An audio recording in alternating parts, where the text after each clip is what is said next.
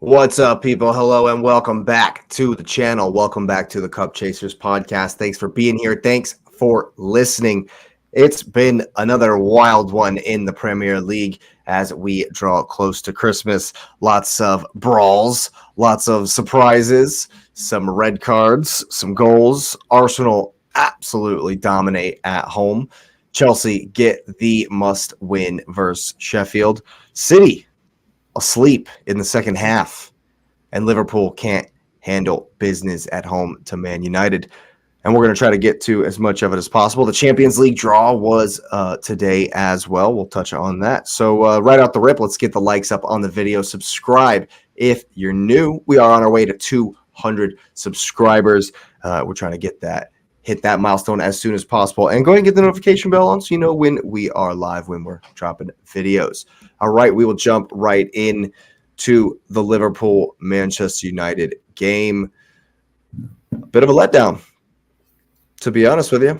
Lots of hype, lots of build-up, and then Liverpool couldn't handle business. It was the perfect result for United. Oh, yeah. Fantastic. Perfect result for Arsenal. I love it. I'm ecstatic about the result. Just not what I was expecting at all. Liverpool were poor in the final third. Lots of misplaced passes. A little bit of, they got frustrated and weren't working as much as I thought maybe they could have. I was underwhelmed. I think you attribute, we can attribute, or the world or the watcher can attribute some of that to, I think they assumed they were supposed to walk.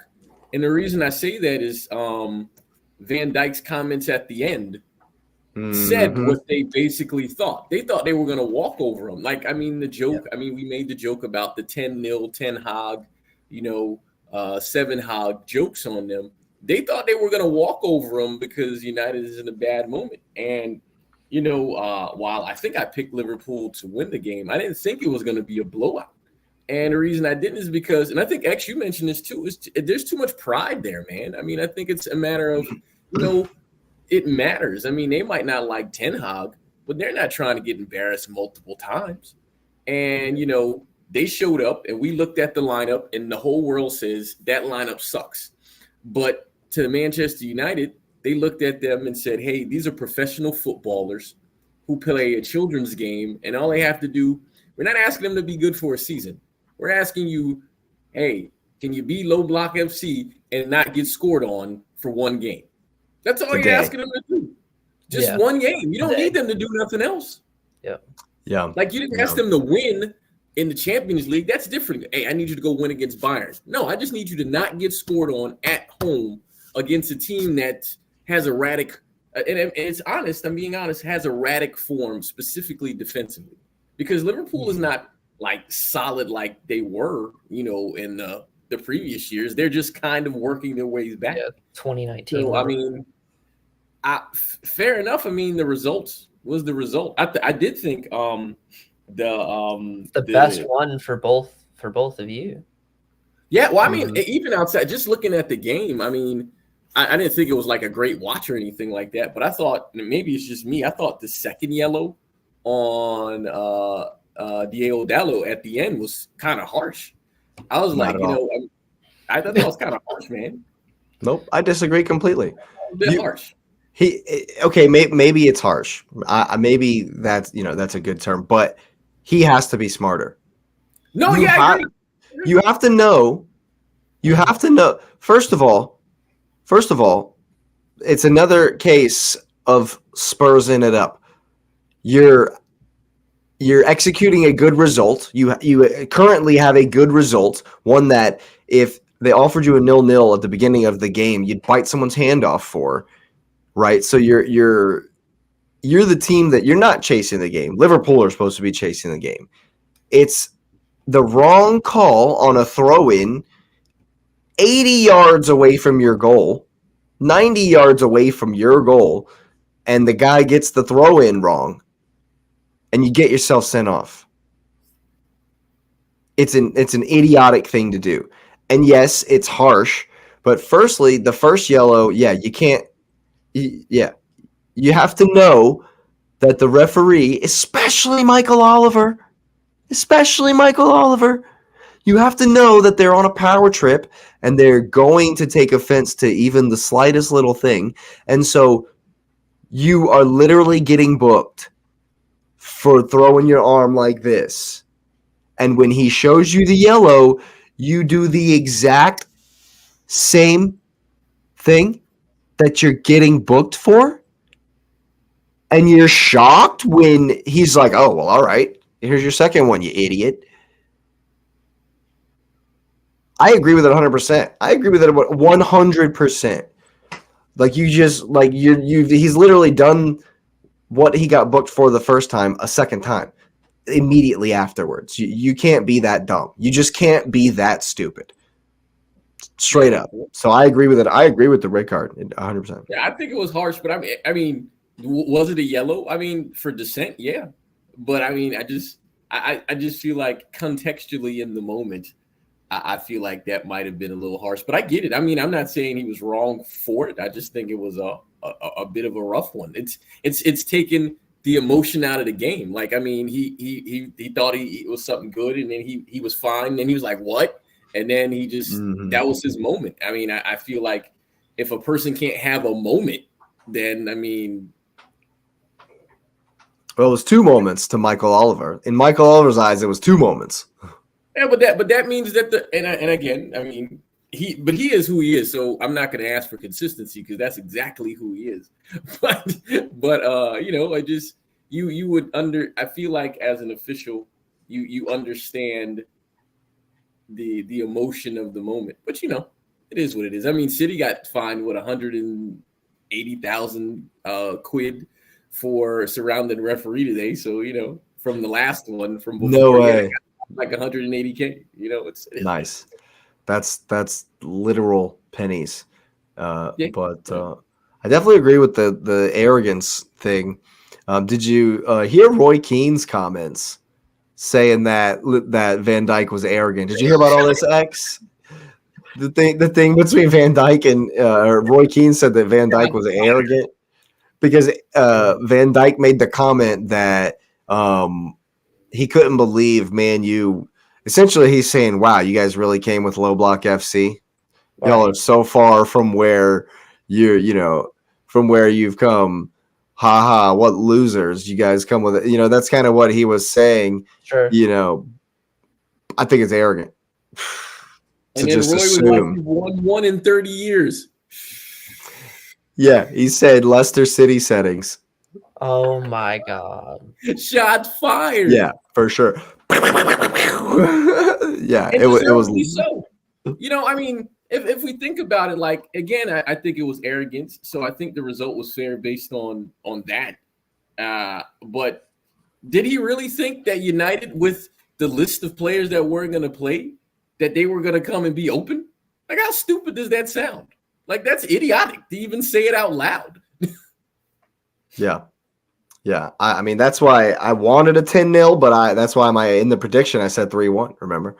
Because I was like, if there's no space, there's going to be no space. Salah had no space, and so people are out here talking about Luke Shaw's the best left back ever. He had Salah in his pocket. You know, talking about, oh, where's Mo Salah at? Oh, yeah, he's lost in Luke Shaw's pocket. What was the thing I sent you about? Who was it that they said they was the greatest? Who? God, I sent it to you because you joked Casemiro. But then no, I said that Scott McTominay was the greatest center defensive midfielder of all time. Yeah, man. Because United can't have anything positive for them. Their people just go completely off wherever they go. Hey, they defended well. They didn't do anything else, but they defended well. If I spend the whole game defending, I mean, I hope I do that right. 34 shots. Yeah. Holy cow, dude. And United still had the best chance of the game. Højlund should have won the game. How crazy would that have been? Oh. How crazy would the United fans have been at that point? Well, think about that. I asked that question, y'all. I said, hey, man, what if United win? I asked the question. Not at Yeah. Oh, my goodness, man. But, hey, I'll definitely take the result. Love that result. Love to see it. It leaves me at the top of the table. And going into Anfield, that's so encouraging. Has to be encouraging for Arsenal, to see. I mean, I know this is a dumb thing to say because Man United are the new Enigma team with Palace, because it's like, yeah, and Everton, it's like, if Man U can do it, come on, guys.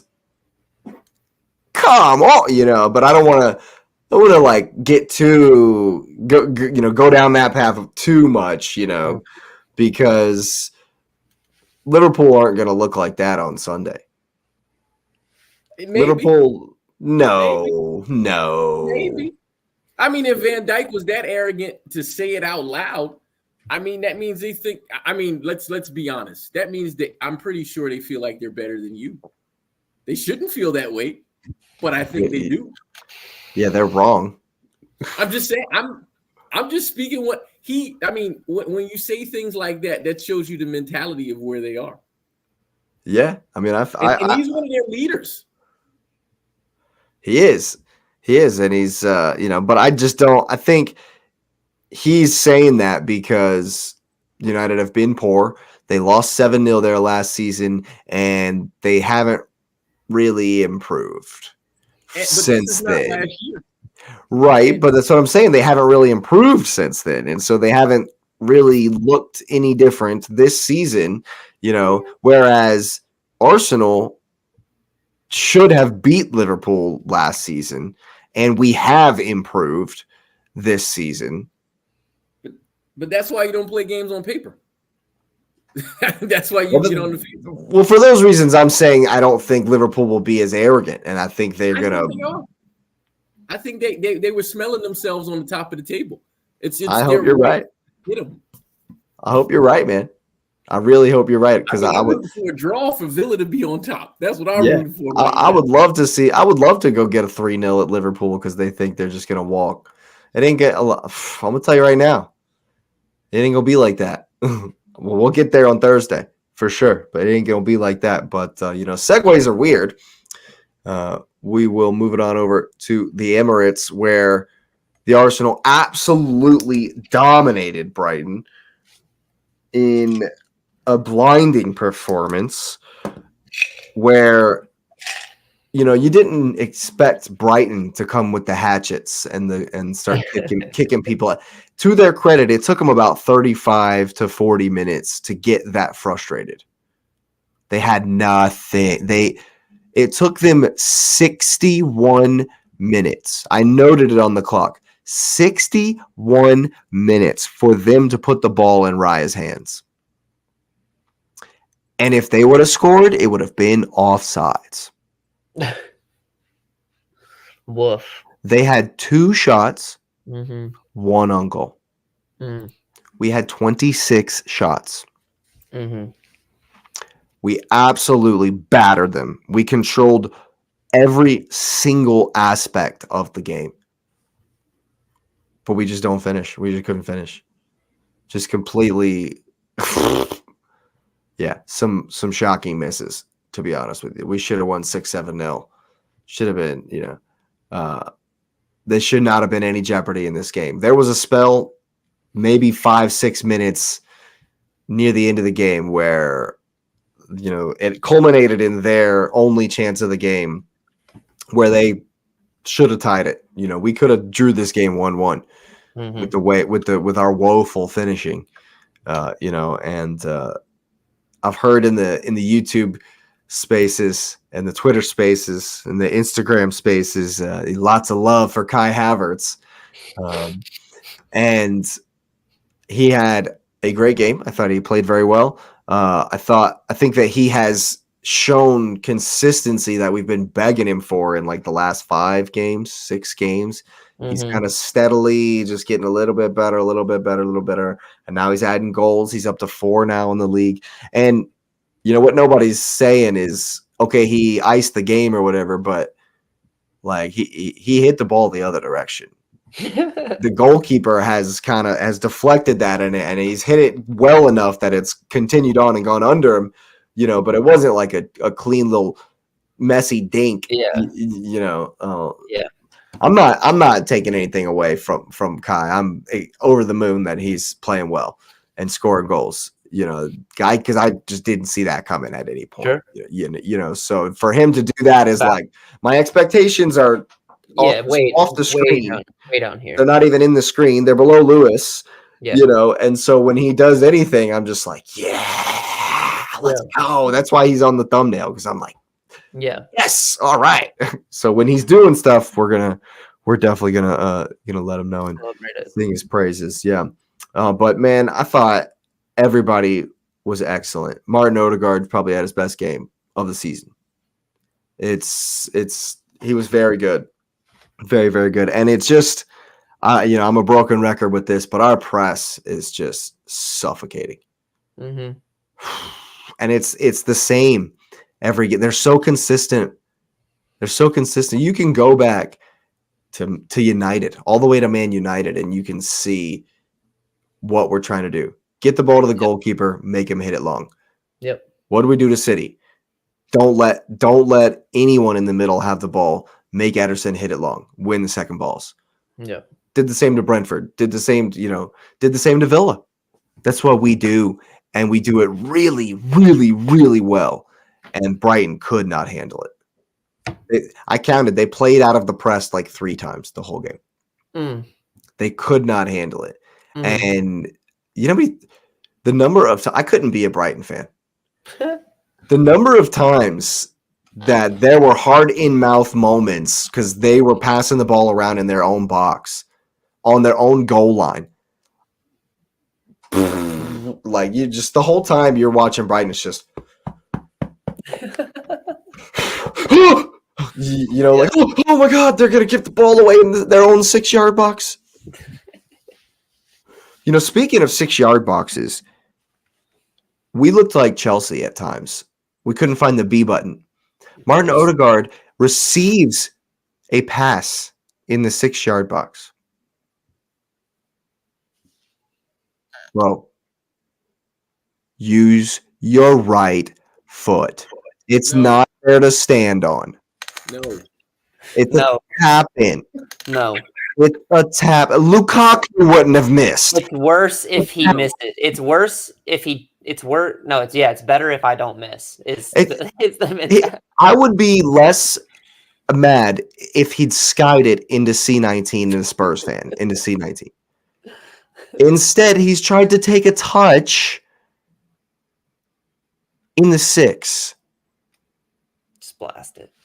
Dude, just any contact at all. Get your nose hair on it and it goes in the goal. You know what I mean? I couldn't believe it. But I don't like to mention it, but I'll say just one little thing about it. Another shocking performance from the referees. It baffles me that they just refuse to protect Saka. Can't be bothered. Oh, he's been kicked again. He's rolling on the ground again because somebody stamped on his toe. Somebody's kicked him. Somebody's kicked the crap out of him. Somebody's elbowed him in the face. Whatever. We can give Arteta a card, though. We'll give him a yellow. Man, I don't. Bunch of was he on anybody's list? Oh, he was on your list, wasn't he, Jake? My list for what? For like the most cards. The most cards. I think I said Klopp, but Klopp's calmed down. But did you guys hear about how he dodged the charges for he just had the court hearing fantastic legal team. Yeah, the appeal for the Newcastle charges for the things he said after the Newcastle thing, right? It's hilarious. The defense that the lawyers put forth and won, by the way, he didn't get any sanctions, no charges, no fines, no nothing. Sure. This was their defense. He doesn't speak English well. Yep. And there's a Spanish phrase, desgracia, which means unfortunate and misfortune. And he was saying, es una desgracia, desgracia. Like it's... Sure. Pep needs to use that one later. Whatever works, man. Whatever works, man. Really, guys? Whatever works, man. Really? Well done, the legal team. Big up the Arsenal legal team because that is a well played. I don't know what judge. No hablo inglés. Yeah, exactly. I've only been in the country for 17 years. No hablo inglés. I've only been a coach for 10 years. I don't speak Played for 12 years before that. I don't speak No English. entiendo bien. No sé. Hey man, you do what you got to do to win. You pulled off the I don't speak English defense. I love it. I absolutely love it. That is just the greatest thing of all time. I think that they realized how farcical that was, and so they just had to give him a yellow card in this game. They're like, you know what? Fine. You know what? All right, you're gonna pull that. All right, well, we'll just get another. There's a disgracia for you. There's one for you. Here's one right there for you. Face, yeah. But hey, man, I'm absolutely pumped after this performance. And if we I'm very optimistic about next weekend. I've never said that going to Anfield. I wasn't even, I've never been this confident from what I've seen, the way we play. If we can finish our chances and not give stuff away. Because if you go back, we've only given 15 goals all season. I don't think we've really been broken down. It's been set pieces.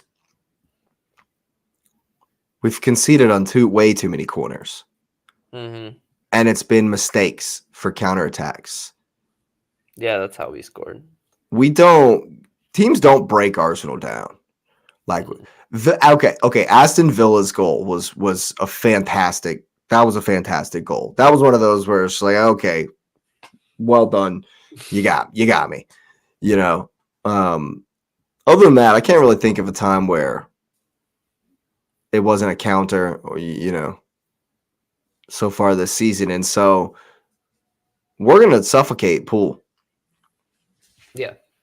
And they're just going to try to, like you said, you're probably one of the best teams in the league that wins the second ball, which also is Poole's double down, which is fine. If you want to press us, then we'll just hit it long. Yeah. And they don't have anybody winning second balls like Declan Rice. There's no one in that midfield that even comes close. Indo started last game and they struggled. Some people say Harvey Elliott maybe should have started next game. But we'll get into all that on Thursday. Absolutely. I'm absolutely pumped, man. And I think the rest of the league should be scared. Scared of Declan Rice. I can't wait to see it. Yeah. Oh, my goodness gracious me.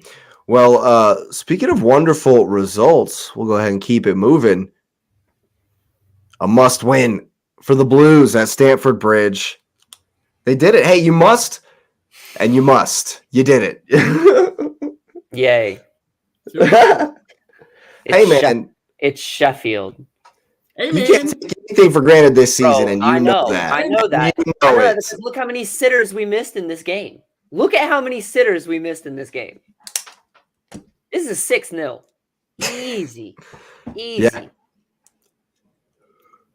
Bro, and Cole Palmer's goal was clean. Cole Palmer's best man of the match for me in the game. They gave you that one. I know they just gave it right, but that's what I'm saying, man. I'm not celebrating this game. I'm not gonna sit over here and be like, yo, Chelsea did good, Chelsea did that, because it's Sheffield United, man. This is a must-win game. This is a game we should take away. And again, I'm upset because the 2-0, bro, it could have been just capitalize your chances. Put up at 8-0 this season, and people might start taking you somewhat serious. It doesn't matter who it is.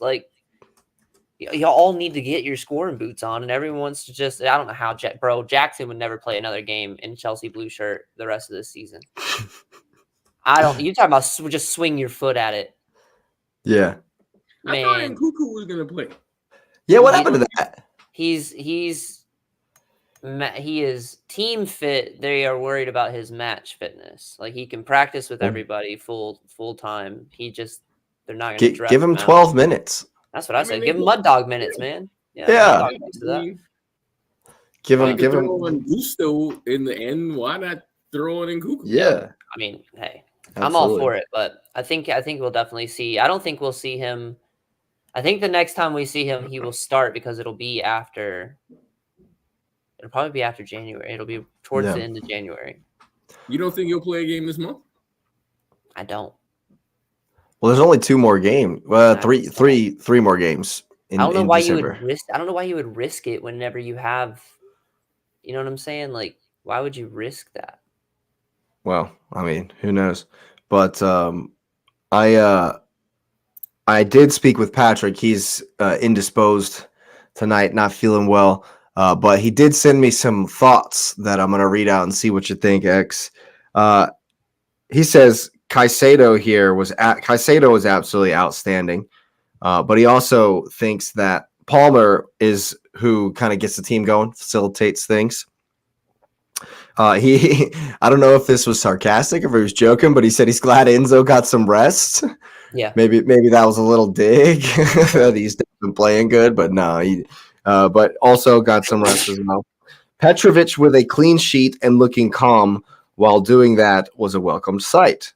Right, I would agree with that. The Caicedo comment, I think for once Caicedo lined up with a team that wasn't absolutely giant, massive defenders and midfielders to body him off of things. Like, yeah, Sheffield's not as big as Villa. Sheffield's not as big, well, not in the midfield, maybe. Right, as West Ham, as Newcastle. So, like, those games where he gets bodied out, and I think the same for Enzo, it shows the physical prowess that both of those bring to our midfield. So it's kind of weird that Gallagher then has to pick up the muscle for that, and he's just a battler. That's what Connor just battles. He's right. Just that's all he did warrior. This game too. That's all he did this game too, and that's what he's there for. He's deployed as be the engine, run, which frees up Caicedo. And again, if he's not mismatched, Caicedo actually looks calm. He played some decent balls, but again, man. This all goes down to finishing. Cole Palmer, without Cole Palmer, pretty much this game might have ended 0-0. Yeah, it's funny here. He says, "Glad Jackson scored, but what a miss by Broya. Gotta be in the water at Cobham." Bro, he promised the little kid badly, wait on 5th Street, bro. I got you. Yeah, I got you. Just stand over there, and it'll come flying over the rail. Flying over the rail, just catch it. Yeah. Yeah. He also says that he still thinks it's more talent than X's and O's, and that's still a concern. Yeah.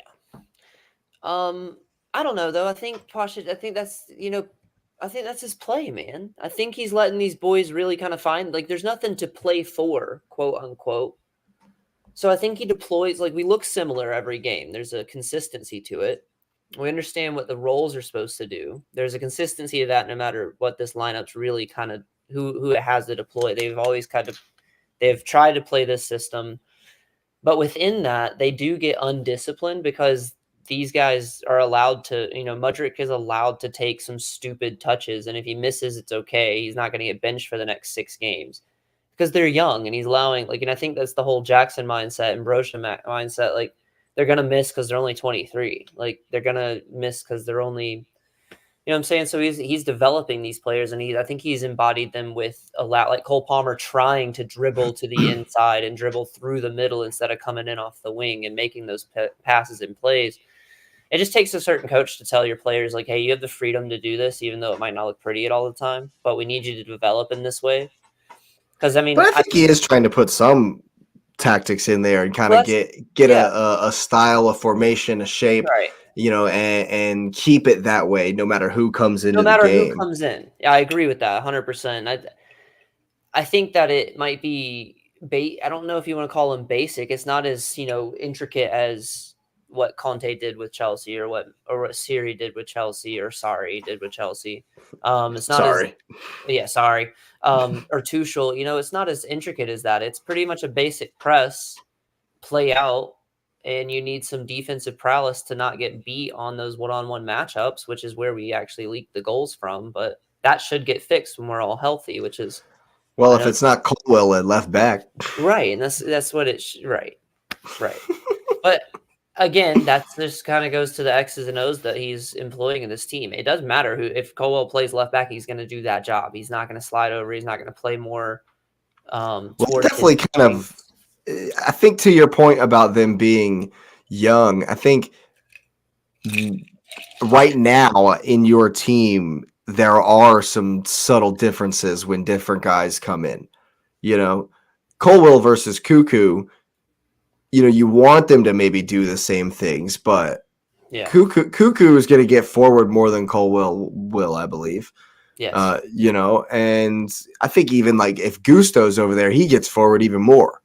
I feel like, you know, but then if you have like Badia Shield or something, you know, when you have 4 center backs across your back line, you know, I'm not sure anyone's getting forward. And but that's like kind of the bread and butter, because when James is there, that's like what you go for, is to get it throws an him extra forward. man up top. Yeah, it throws an extra man up top. It allows the winger to go center. So now you're playing an extra guy in the box. You can play that kind of, you can play 1-9. I don't need 2 number 9s because my winger's going to cut in because my left back's doing his job. Like, yeah. Well, I definitely expected Sheffield. I get this. This is, I mean, definitely an expected win, but I expected Sheffield to give a little more. You know, they beat Brentford. They weren't. I mean, they weren't great, but they weren't awful versus Poole. But you know, I kind of stepped. The new manager bounce to still kind of be going. You know, new energy, new. No, it was dead. Done. I'm not gonna lie, man. Saturday was kind of a dead day. Oh, I got everything wrong about this one on Saturday. Yeah, I got most things wrong. Yeah, I got most. I got this. I got the whole yeah. As I continue to do that, that's a perfect time to pop this up here. And of course, you know, Patrick's still in the lead. I'm plummeting. I'm just plummeting down the table. For those of you listening on Spotify and Apple Podcasts and all other platforms that we show up on out there, Xavier is only 3 points behind me down there in the race for third place. Patrick and Lewis up at the top there, only a 6-point gap. Long way back here. But, yep, it was an interesting round of results. But Chelsea get it done, man. Got to get it done. What do you think about the Chelsea game, Lewis?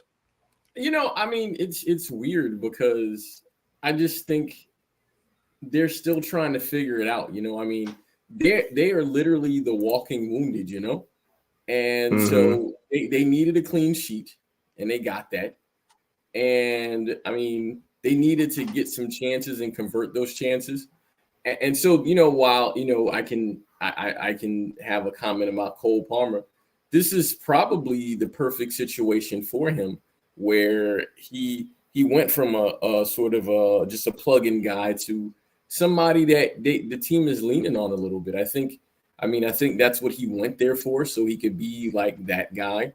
And so he's getting that opportunity to be there. So I give Cole a lot of credit for being who he is. I think because he played around winners, and he had the opportunity to sort of be around young players who were fostered by a manager demanding a lot from them, but like on a winning side, not a manager is like, okay, you're young, just go in there and run out to spell somebody. I think there was an expectation of him, and he brought it to Chelsea. And I think that's good, because then, you know, you look at the other young guys at Chelsea who are starting to step up. They're just figuring it out. And I think the injury struggles they're dealing with will make them better in the long run, as long as you sort of have a consistency and philosophy, which I think Pochettino was giving them just by sort of existing there.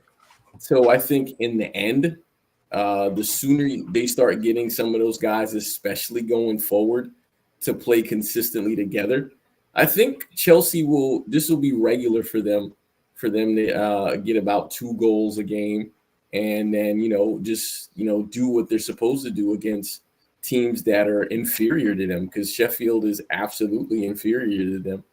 And even though it's not the drubbing they were supposed to give them, it was still convincing. And I mean, in the vein of the Liverpool Man United game, they expected to beat them, and then they did.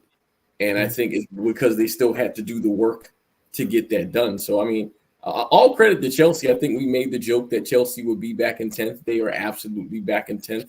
So, they're in the top half of the table.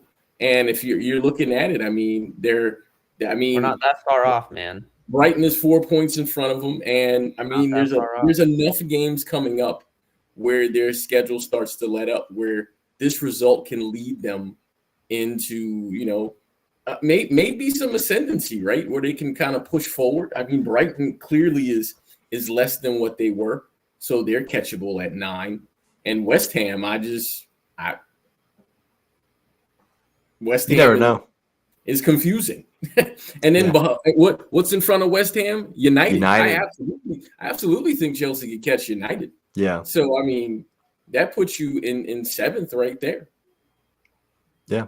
Well, speaking of momentum, that was Patrick's last comment. Hopefully, because I think you play tomorrow in the energy drink special. Yeah. It's at home to Newcastle. Yeah.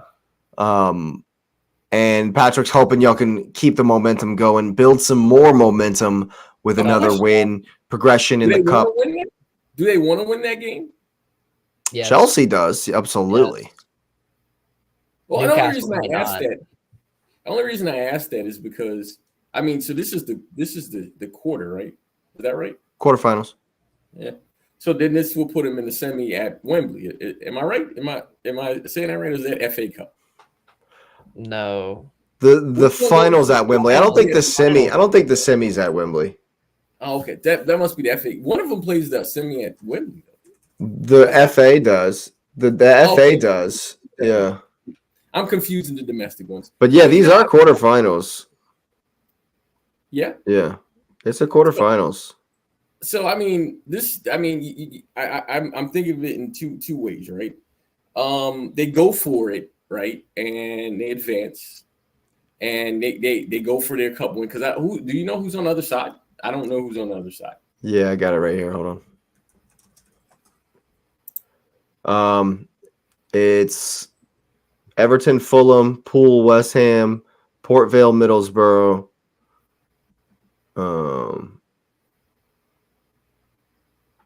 Yeah, that's what's this week.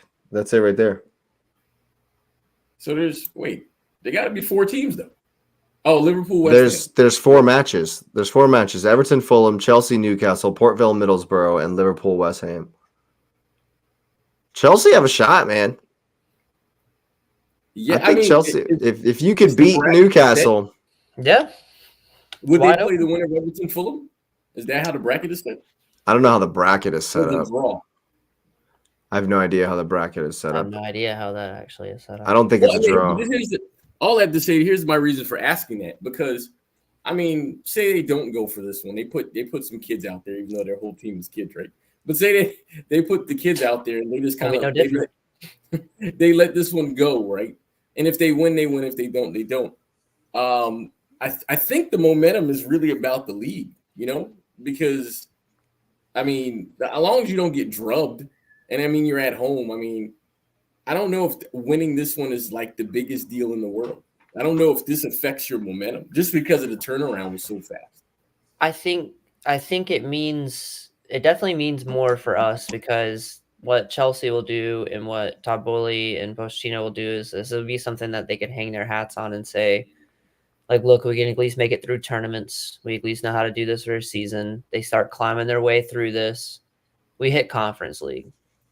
Best bet, we hit Europa League. I mean, I agree. I think the energy drink special is really its only merit is in the momentum it gives you. Yeah.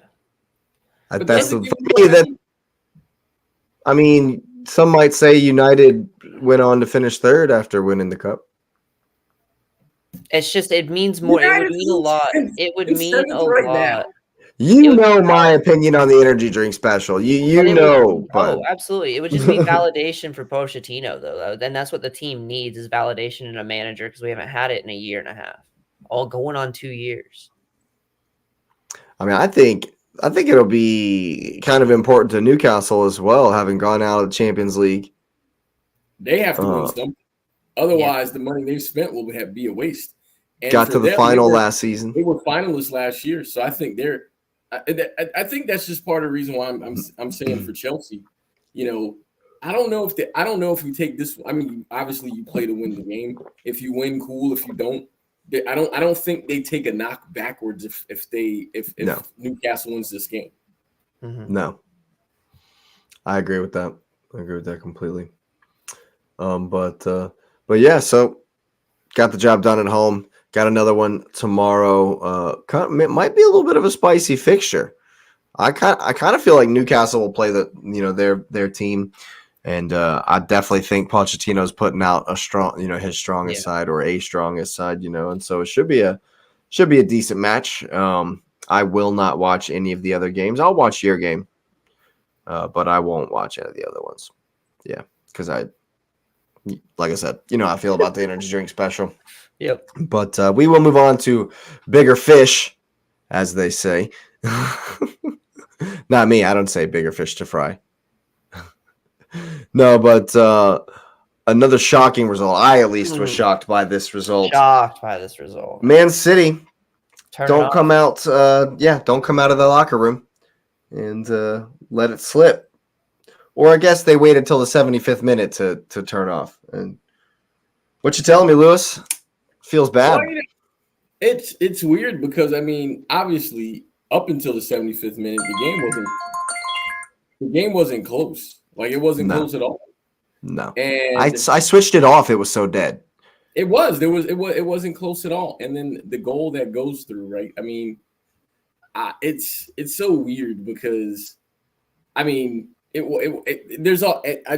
heard me talking to you when I saw the goal. I'm like, they always let a dumb one in. Mm-hmm. And that's literally what happened, right?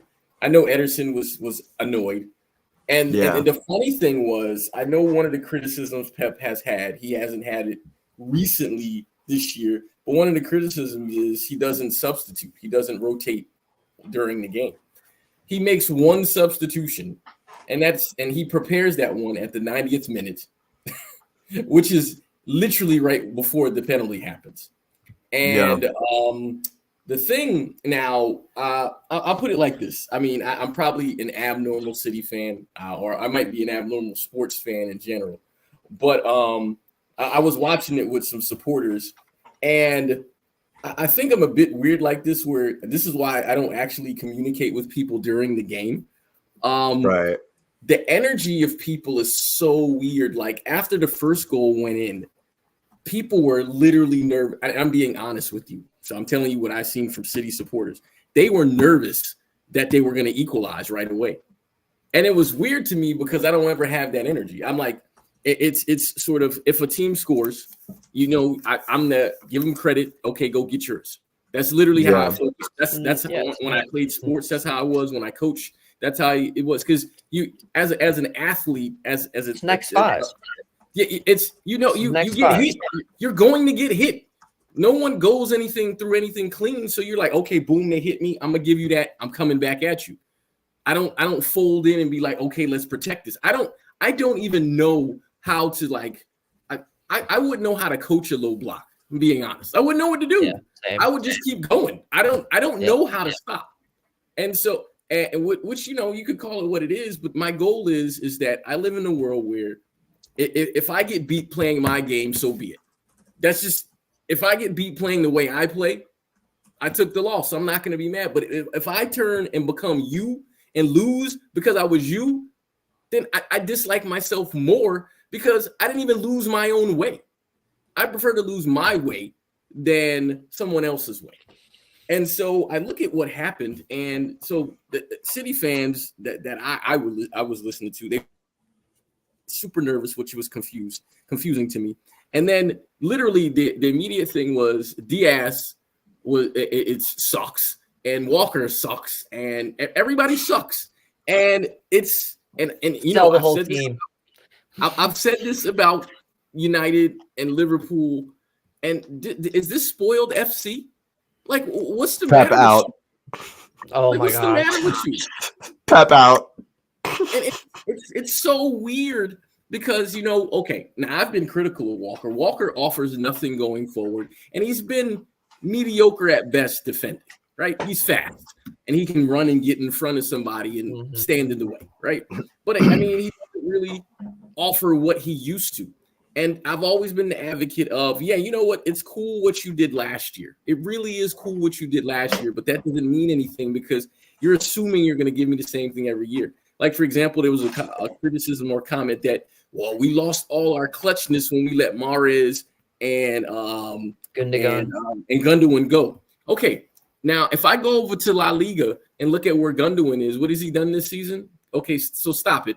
And then if I go look at Mahrez, I haven't heard anything about him. I'm not saying either one of them are poor players, but did they fit the standard anymore? The answer is probably no, because you saw it last year where they weren't getting regular playing time and people were critical of them. Were they good in spots? Yes, but their egos and the stature of who they were and their profile as players wouldn't allow their ego for them to perform in that manner. If they were David Silva, who when David Silva knew he was winding down was okay with taking the spot minutes and understanding where he was, that was cool. But these guys are not that. And I'm not knocking them because people say, well, Pep replaced them with these guys. And I'm like, well, those guys just got there. They just learned the system. You're comparing somebody who just got there to guys who've been in the system for 5 years. Are we really being serious right now? Or are we even being objective? Or do you just want to complain? You can be mad that the team turned off. You can be mad at that. But you can't be mad at the guys that are there who don't know it. You can be mad at Pep for making one substitution when there's a bench full of guys who can play. But let's be for real, right? Because Palace wasn't equal to City. And, even though the score line was 2-2 and the penalty was a penalty, I'm not going to say it wasn't. The penalty was a penalty. At the end of the day, you get the result based on what you're putting in. And what they put in was, we got this. And Pep didn't refresh it. And making substitutions actually makes people refresh where they are, right? So if you look at that, if you're putting a guy and you're substituting him in a game, that guy you yank out now has a greater onus on them to perform better because they don't want to get yanked. None of those guys feel that. No one. So there's no competition for spaces. Like when I said before, I was like, hey, City need a fullback and they need a winger. Why? Because Grealish is comfortable, didn't have competition for place, and Walker is entirely too comfortable. Yeah. I mean, if you don't get this is sports, man. There's evolution.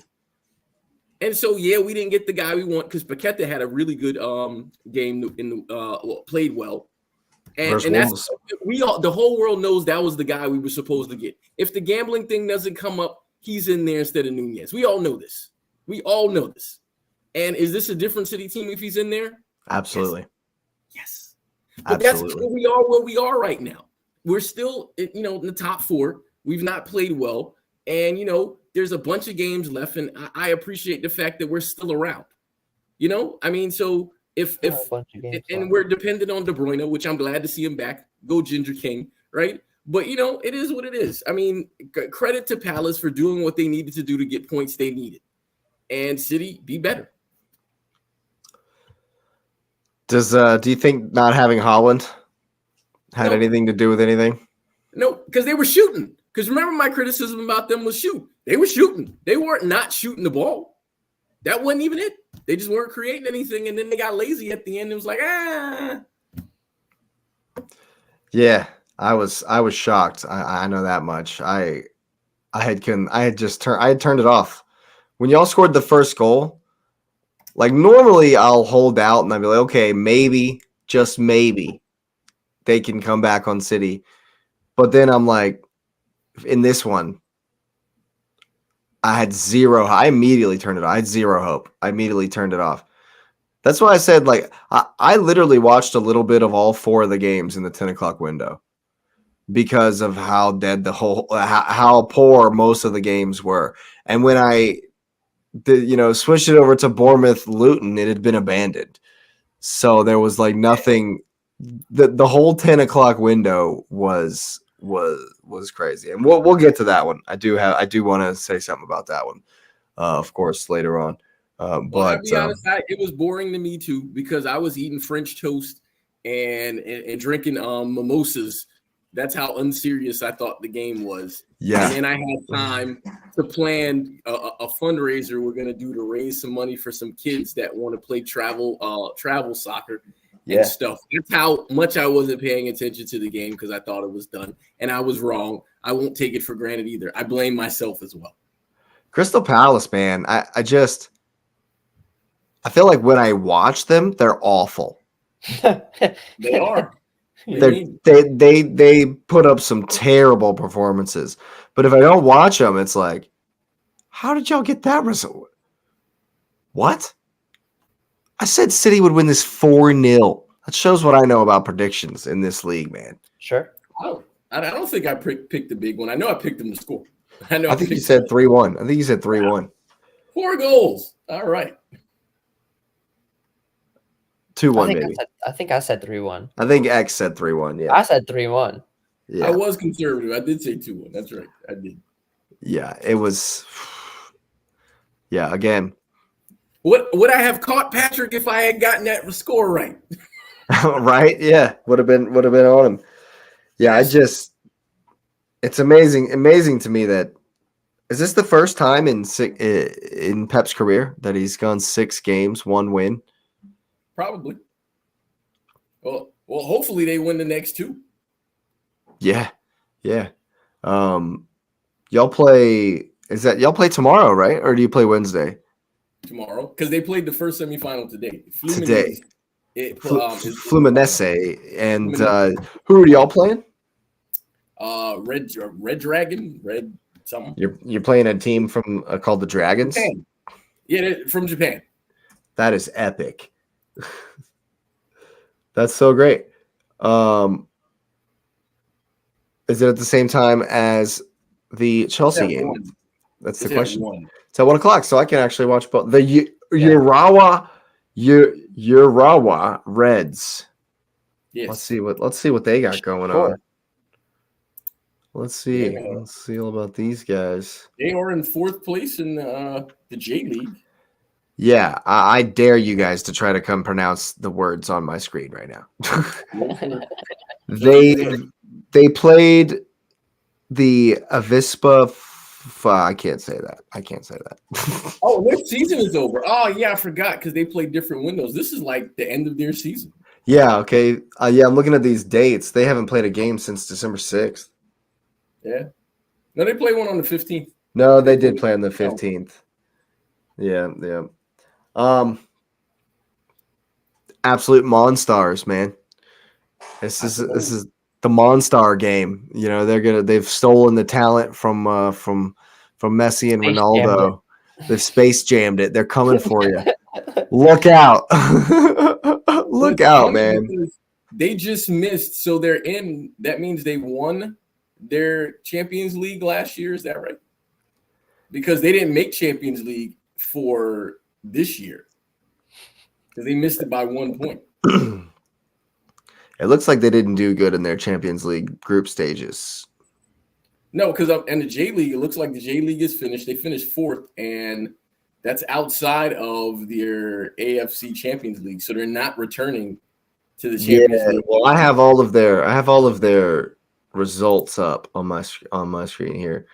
And in the Champions League, they drew, won, and then loss, win, loss.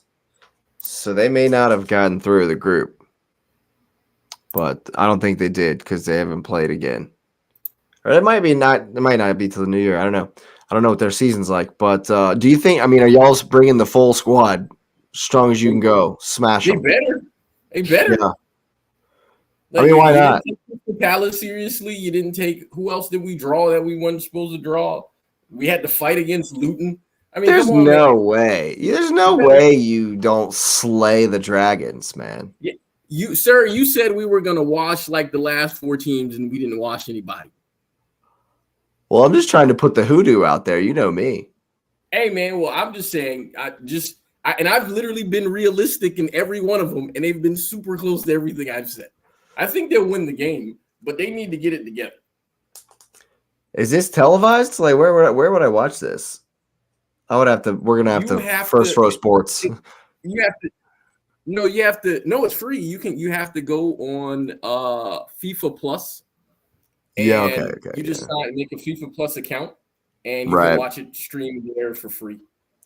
Nice. I might. Hello, KA. I did, yo. So so they have to so I did it. I signed up the other day. It was the same Right. night for the World Cup or whatever. So I signed up for it because it's free. I mean, if they charge the money, I'm like, nope. Right. Yeah. Well, I definitely expect. I don't know what to expect from Fluminense, but I definitely expect y'all to advance to the final, and then maybe it'll be a good game versus Marcelo and the boys. I hope. Yeah. Hey, thanks so much. We certainly appreciate that. Love for the love, as they say over in England. Yeah. But yeah, we'll go ahead and keep it moving. There were plenty of results, plenty of awesome games. Let's see, what can we get into first? What about Fulham's red card versus Newcastle? Did y'all see what Raul Jimenez has gone and done? No, let me go back. I didn't see it. I mean, you would have thought he hit left A for the flying Liu Kang kick in the Mortal Kombat style, and then he twists in midair. He doesn't actually connect with him. He twists in midair and like butt bumps him, but it's violent. It's reckless. It's out of control. He's like almost sat. Excuse me. He's jumped up in the air and nearly sat on the man, on his defender. It was wild. It was a wild challenge. I mean, I don't know what he's thinking. And wow. Rightly sent off. Yeah. Bro. What are you doing? Bro, what are you doing? Oh my god. It was crazy. That's wild. Yeah. Bro. It was certainly wild. A wild challenge. And it was like in the first half. He kicks his leg out. What are you doing? Oh, yeah. He sits on him in midair and then lands on his foot and then like kicks him as he comes down. What are you doing? That is a ridiculous challenge. And then, only a matter of time. Yeah. Especially, He lost the game right there. He lost the game in the 19th minute. Yeah, it's a letdown because it's a letdown because they're not Fulham were in a good way. Newcastle weren't necessarily in a great way. And it would have been an interesting game if it could have come out. KA, I would absolutely love to show clips on the screen while we talk about them and react together. Unfortunately, we'll get copyrighted. Yeah.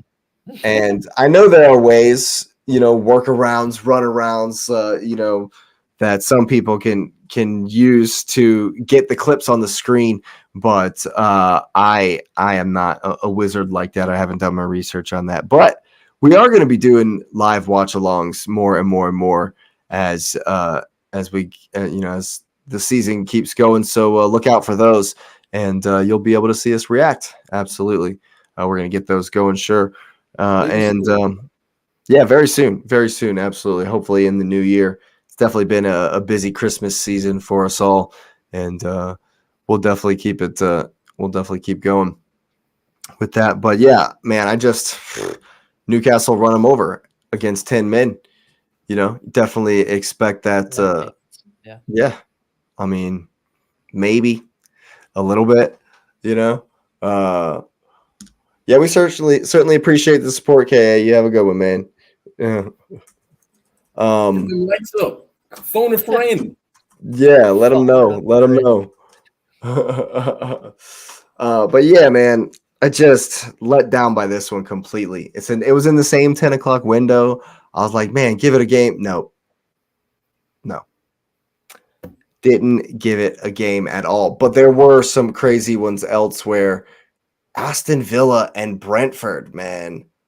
What an absolute brawl, like a legitimate brawl. This one was. This reminded me of, like, we always joke about how this is our gladiatorial, like it's the new age gladiatorial games, and the stadiums are just like Rome and all of this. Bro, this game actually embodied all of that.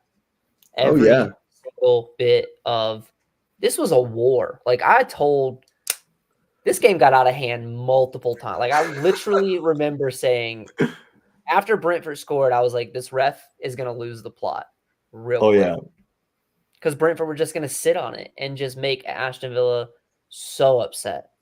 Yeah. And they just kept kicking the absolute dog out of each other. It was crazy. This game was so wild that Lauren wanted to watch the full 90. Yeah. Really? It was worth the full 90. It honestly was worth it. And we didn't have time to watch it before the show tonight, so we skipped about 40 minutes of it, went right up to the goal. And the very first thing, like literally as soon as we hit play, it's like the 40th minute, a couple of minutes before the Brentford goal, John McGinn absolutely clobbers Joanne Wissa, like 12 seconds into where we'd hit play. John McGinn just absolutely wrecks him. And like right out the rip from where we watched, it's just tackle after challenge, after punch, after throw. And man, I was like, and then 6 seconds into the second half, it's just another crazy challenge, and it gives a foul away. The bench gets cleared out, and then both teams gonna catch a fine. Like, both teams can catch a fine. There'll be a fine. Emery got a yellow card. Emery's gonna catch a fine. Dude, the homeboy that got Kamara got sent off because he's grabbed dude's neck, right? Not 2 seconds before that, though, the dude punched him in the face. I would have grabbed him in the neck, too. Yeah, he punched me in the face. And that guy's gotten off scot-free. Yep. What? Yep. And how does Neil Maupay should get a fine? You're a bum. You're an absolute bum. Are you kidding me, bro? Are you kidding me? I know. I don't like Emi Martinez either. No, I don't like his shenanigans. He annoys me. I'm not a fan. Not a fan. But Maupay, dude, what are you doing? You gotta know he's gonna. You look like a clown. You look like an absolute clown. Did the wind blow on your back? The wind blew up your jersey. Is that why you fell over? Yes. I mean, trying to Brentford. I've never seen a team in such a short 20 minutes try to con the ref so many times. Oh yeah. It's like there was 11 Neymars. Oh yeah. It was like it was a team of Bruno Fernandes and Neymar together, just diving, trying to con the referee over and over and over and over. I will say, Brentford were probably owed a PK here in this game. I mean, before Villa scores their first goal, Wissa just absolutely gets blasted in the box. Yeah. He steps through him to get to the ball, cuts into the box, steps through him to get to the ball. Honestly, the no call there elevated it even more. I agree with that. The no call there made Brentford so upset because they had been sitting for so long, and finally they get these 3 fast breaks. I mean, it was a good game. It was back and forth. It was back and forth. Villa obviously had more of the ball. Brentford were countering. And, Villa were kind of trying to capitalize when that space appeared. But, I mean, the red card just changed it all, man. Oh, as soon as – what does he think? Bro, you lost the game. The thing is, you've seen – if you connect with that challenge, you're getting sent off. Oh, you're getting sent off. Why make it? Yeah, he destroys his ankle, too. Destroyed, yeah. The on-field was generous. Here. I think he missed it on field. The guy's just screamed at the top of his lungs, and he's rolling around on the ground, and it seems super intense. That's why he does the yellow. And he knows that. So on-field decision is yellow. They're going to check it because the guy's like dying over here on the field, and so they obviously checked it and upgraded it to a red, but it's the Gusto one. It's the same kind of contact as the Romero one. It's as the Curtis Jones one. So they're calling that. Yep. This season, whether last season it was just a yellow, even if that's arguable, this season that's a clear, straight red card. Yeah. Yep. Absolutely. And now that Villa are, we should definitely take them seriously. I'm got to cheer against them, so it's kind of sick to see them turn it around. But credit to them, they kept it going. Took advantage of the situation, and then at the end, what's crazy to me is, so the commentator on Peacock, while there's a literal brawl in the goal, and then there's one 2 feet away with the same amount of guys, like half the team is in each of these 2 brawls. It's going down. The commentator goes, "Yeah, there's not really much in this. I don't know what they're doing." Yeah, okay. What? They're literally, that was when Flecken had his arm around Kamara. Yeah. Had his like this, and there's like a swarm around everybody, and that all popped off because there was a Brentford fan abusing Ollie Watkins the whole match. The whole game. Yeah. He's come out and said the reason for my celebration. He pointed at him. Yeah. The reason he's pointed at him and screamed at the guy in the stands is because dude was abusing him all game long. And you can see at the very end, because Lauren and I just watched the end of it, watched the second half of this game. So at the end of the game, that Watkins played for Brentford a while back, and he played for Thomas Frank. Thomas Frank was still there. At the end of the game, you can see them talking. Thomas Frank was like mad. It's like, what are you doing? And Ollie Watkins explained it to him.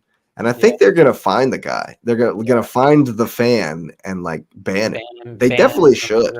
Yeah. I mean, I obviously wasn't there. Sure. And I obviously don't take Twitter spaces as gospel. But if what Watkins is saying is true, then that guy deserves to never get to come back to the game. For sure. And it was, and that's what created, because then the players thought Watkins was just pointing at a jerk. In the goal, and this is one thing I've learned real quick: don't celebrate in the goal. Like, bro, they tend to take that pretty serious. They take that personally. Yeah, don't do that. Yeah. So he's in the goal, yelling at the guy, and they were just like, "Oh no, that's not at our house." Crazy. It was like not at our house, and then it was just brawl. Yeah. And then on top of that, it's like, man, we know you. You used to play for us, and you're pulling this crap. Brawl. What? Yeah. And there wasn't. No one got sent off there. No. There was one yellow card in all of that. All of that. Is no one gonna say there's a narrative and there's the conspiracy to help Villa? I'm trying to hear it, man. I told Kristen when we were watching this game, I said, When Brentford started playing negative, I said, you can't play that negative. Villa are going to score. Villa scored. I said, again, Brentford haven't opened this game up any. They're going to, and then they didn't give him the card.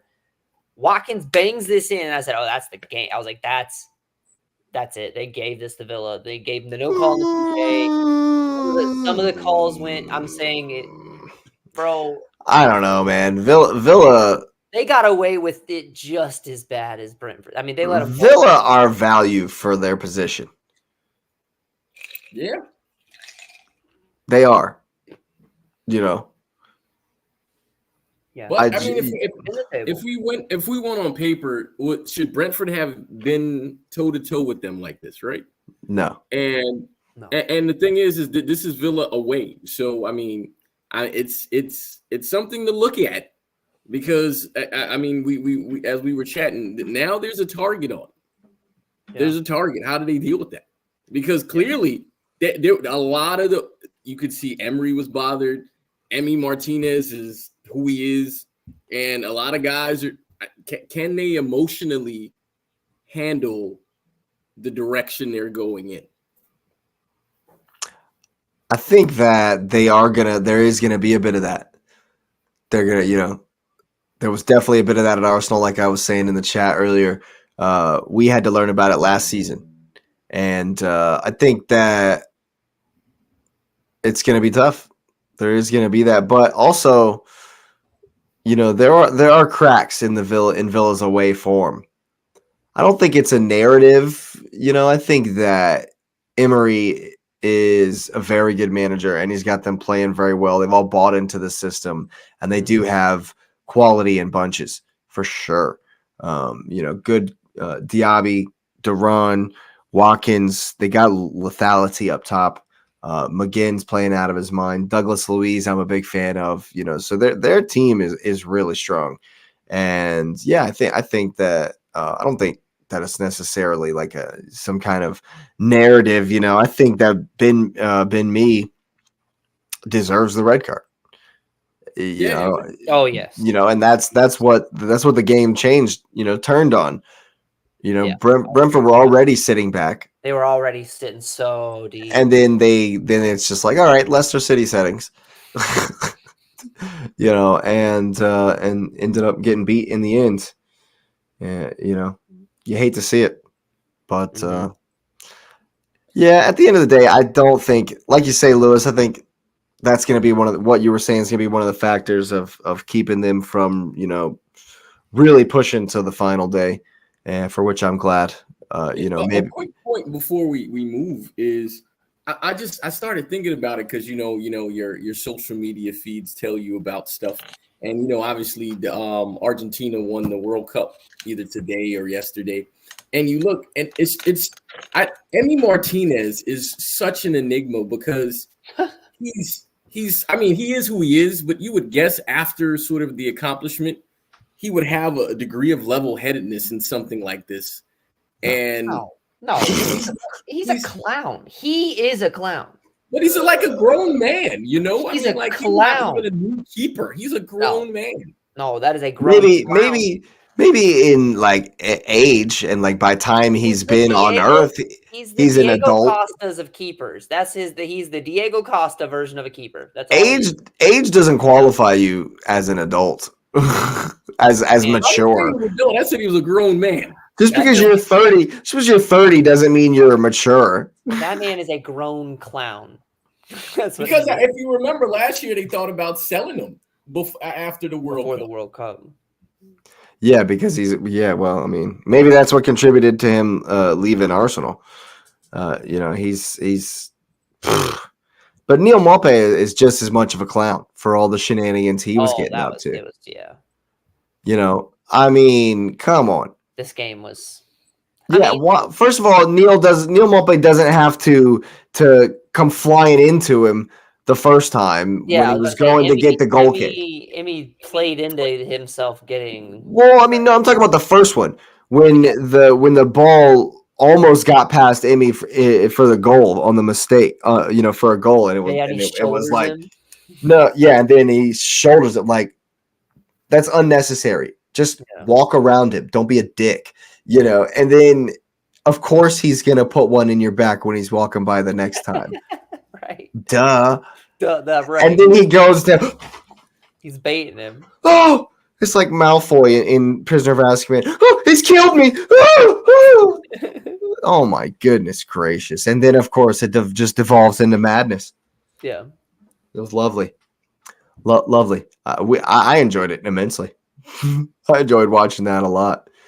But it's shocking that only Kamara got sent off because dude punched him in the face. Yep. Literally punched him right in the face. And the other thing about this is like there was nothing, it was so stop start in the second half, so choppy. It's just kind of like feisty. There wasn't even about the playing the game anymore. It was about who can I kick next. Mm-hmm. Who's about to get it on this one? It's like, are you guys gonna play? No, oh no, okay, all right. No. But yeah. Credit Villa for getting the win. Still they're in third, only on goal difference. And we will move.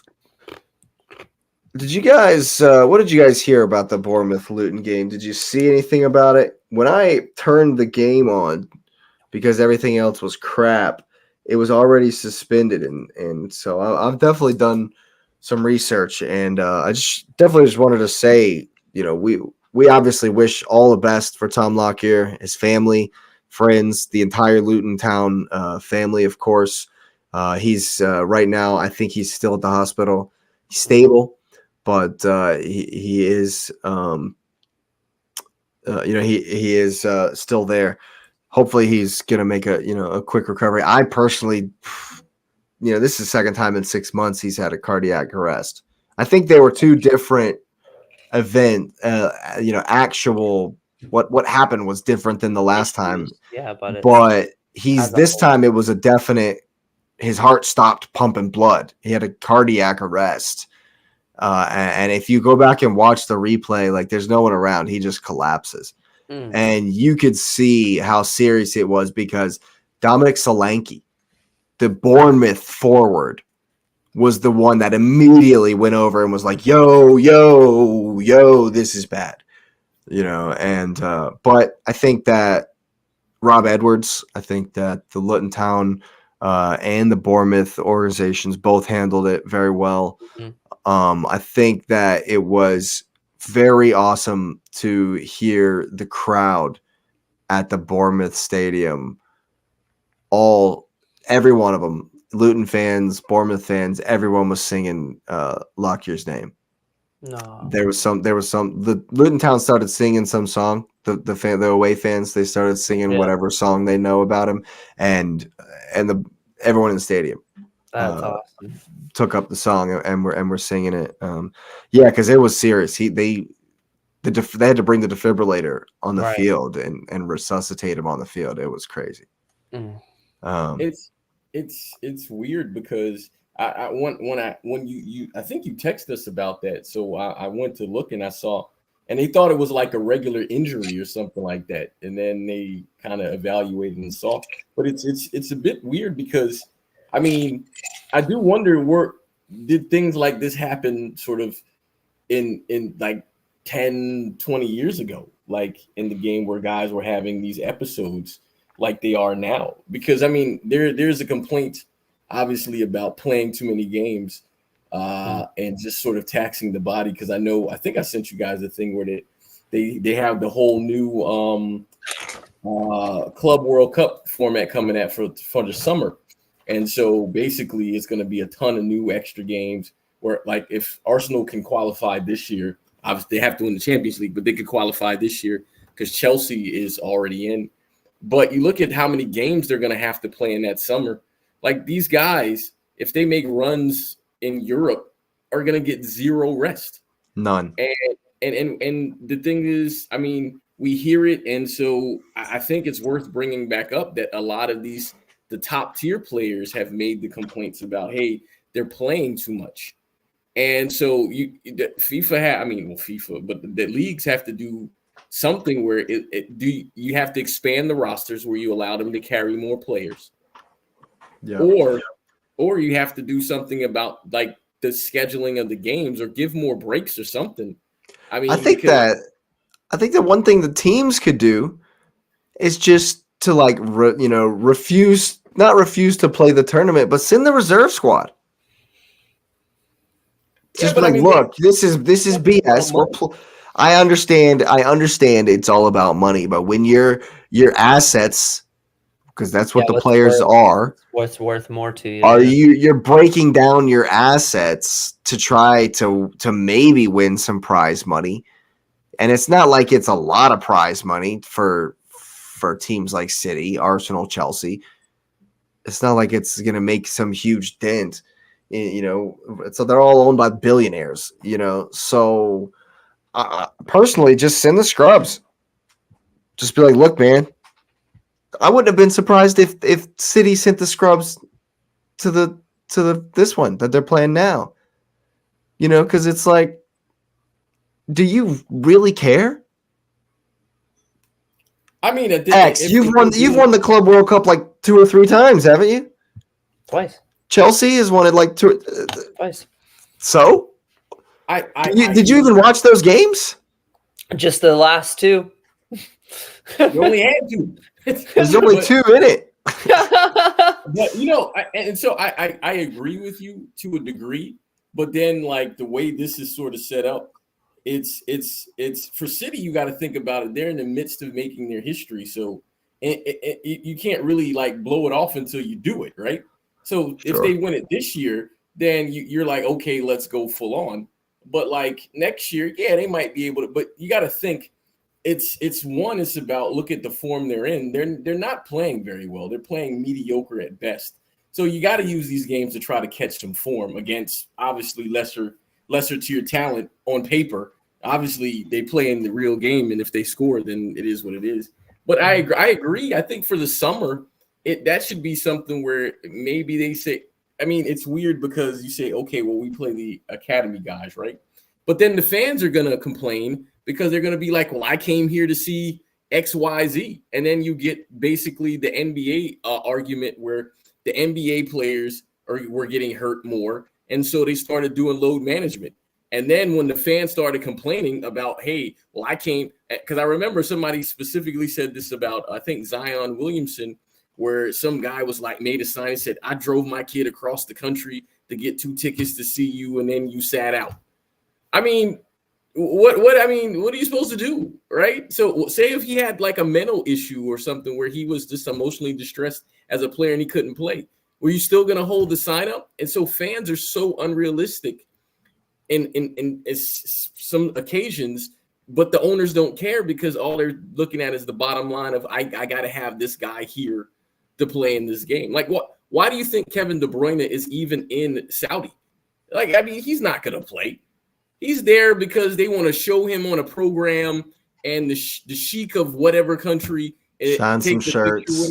That's all that is. Shake some babies. That's all that is. I mean, I wouldn't be shocked if you don't see him like play 5 minutes to end out a game just to run around, and in 5 minutes on the run around. It'd be stupid, but that's what they do, because then you have the sheik being like, "Hey, I was at the game Kevin De Bruyne played," because that's all they're trying to be. All they're trying to be and talk about. But when does it stop? Where do they draw the line? Because if they don't stop this, there'll just never be a break. Well, that's the direction you're going. Think about they will just never. They'll never stop, and they will have to be 40-man squads.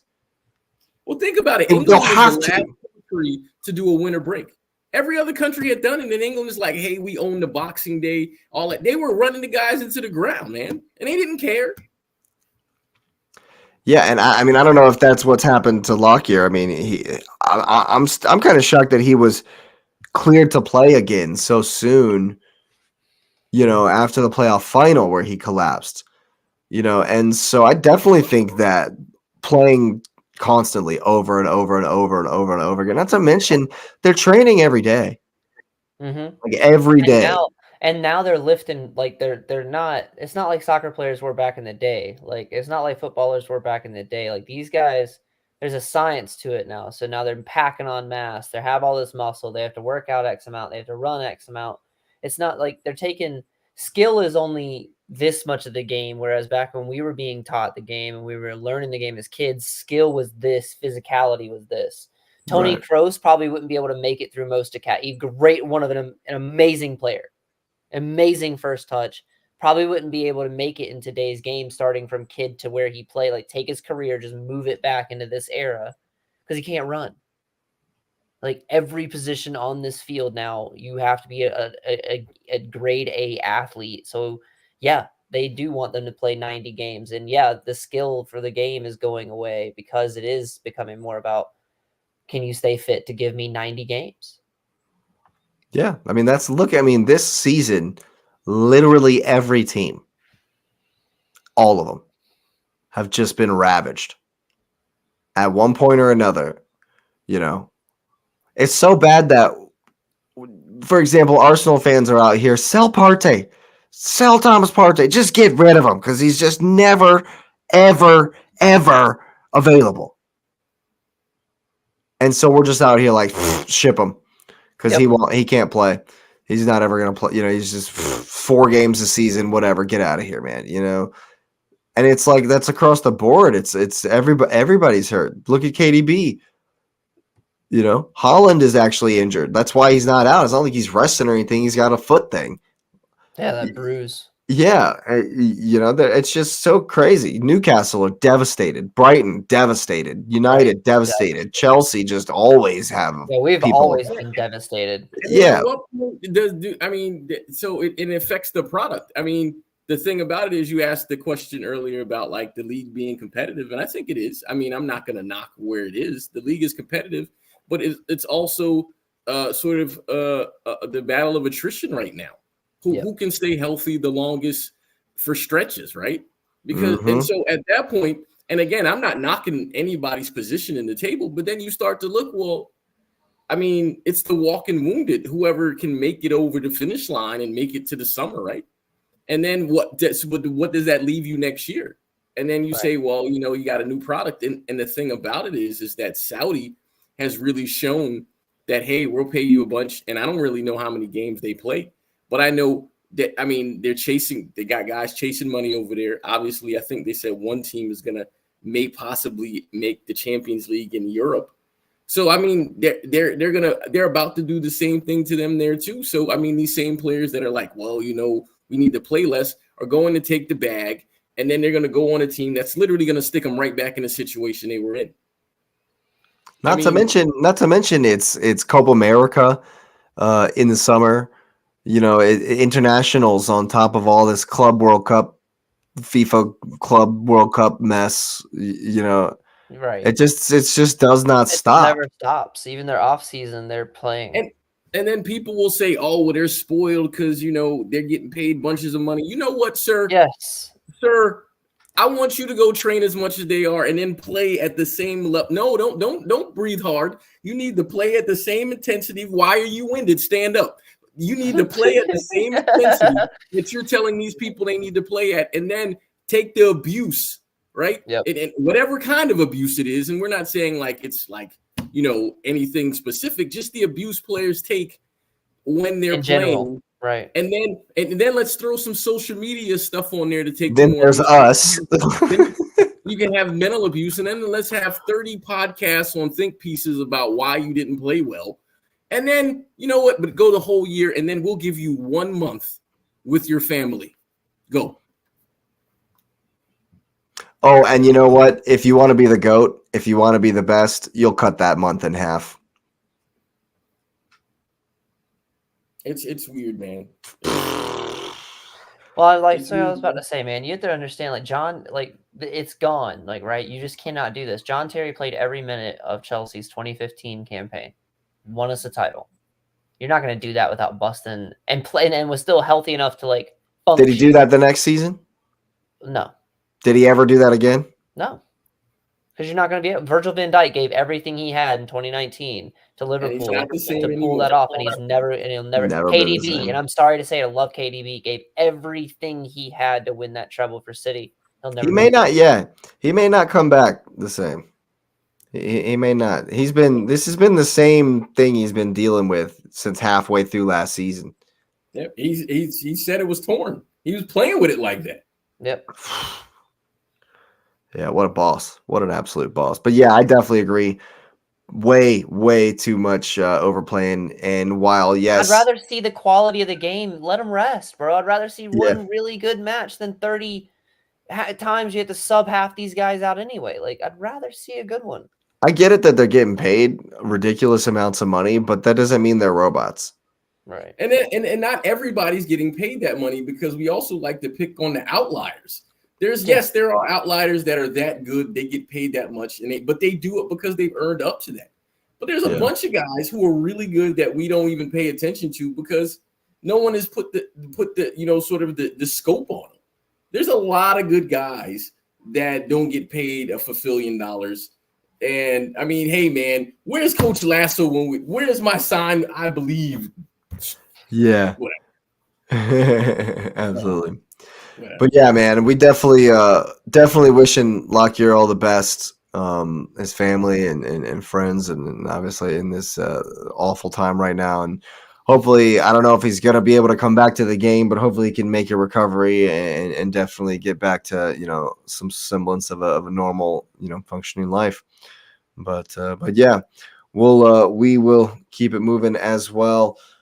West Ham have destroyed the Wolves. And I think there was a moment in this game where I didn't watch it live. I watched the extended highlights, but there was a moment in this game where Wolves scored, and there was a long VAR check. It was 2-0. Wolves scored to make it 2-1, and like a 5-minute VAR check took their goal away. I think that if that goal stands, they might have been able to bring it back because they were in the ascendancy, hit the goal, disallowed, and then they were never able to bring it back. West Ham, man, when they want to counter, when they want to hit you and be deadly on the counter, yeah, Kudus, man, this guy's a monster. Mo Kudus, it's another Mohammed, and he's absolutely tearing it up. I thought Paqueta, from what I saw, was really, really good in this game. I don't like him at all, man. I really don't like him, but he's good. You know, when he wants to be on it, he's super strong. He's huge. He's got the foot skills. He's got an eye for a pass. He can score goals. I mean, you see why Pep wanted him. You absolutely see why Pep wanted the guy. And I think he was integral in this one. But, man, Wolves, they're just kind of on the edge of, you know, not quite in trouble, but they're not in trouble. You know, there's 3 teams on 19 points. Yeah. And you know, I mean, and if Everton hadn't been deducted, they'd be in the top 10. They'd be in 10th. You know, so Wolves, it's looking like it's shaping up kind of like same as last season. I think they'll be all right again because there are some worse teams, truly poor teams beneath them. But do you think there should be a time limit on the VAR? I think X had mentioned that before. I do. I 100% do. I think there should be a time limit check for how far back it could go, X amount of time, and then I think there should be a time for the check itself, because this game is all about flow. This game does not stop. This game is all about movement and keeping the flow. It is a liquid game in that sense. There has to be a give and take. And for you to call something 5 minutes ago back, bro, I'm over that. Like, as a player, I'm over that. I'm over it. I feel you, man. I say bring in the automated offside technology, the semi-automatic offside technology. Bring that in. Extend the goal line technology all the way to both corner flags. Yep. You know, there are ways to sharpen this up. There really are. You know, and if your first instinct as the VAR, as the guy reviewing the play, if your first instinct is, wow, that's super close, and I don't know, when it's a subjective foul type, you know, or like a handball type, then just straight up, not enough evidence. On-field decision. Let's move. Yep. You know, I feel like they could get to that quicker. Yes. Than they are getting to that. Add that with the automated offsides, and the offsides no longer takes 97 days to get right. I think it would speed it up tremendously. But then now they have to add 5 more games because the games are finishing faster. Look what you did. Look what you just did. Look what you just did. Yeah, let's not, you know, think at all. No. Ridiculous. But man, yeah, impressive. No, because here's the play, boys. I'm telling you, here's the play. I can see it a mile away. If they can get these VAR checks to last long enough, guess what happens to football? Commercial breaks. Oh, don't do it. Boo! Don't do it. Don't say it. That is disgusting. But they show the commercials in the little box in the corner, man. If they can get these, they'll get it on the whole screen if they can get these VAR checks to last long. Well, you remember was it the World Cup? Or maybe it was the Women's World Cup.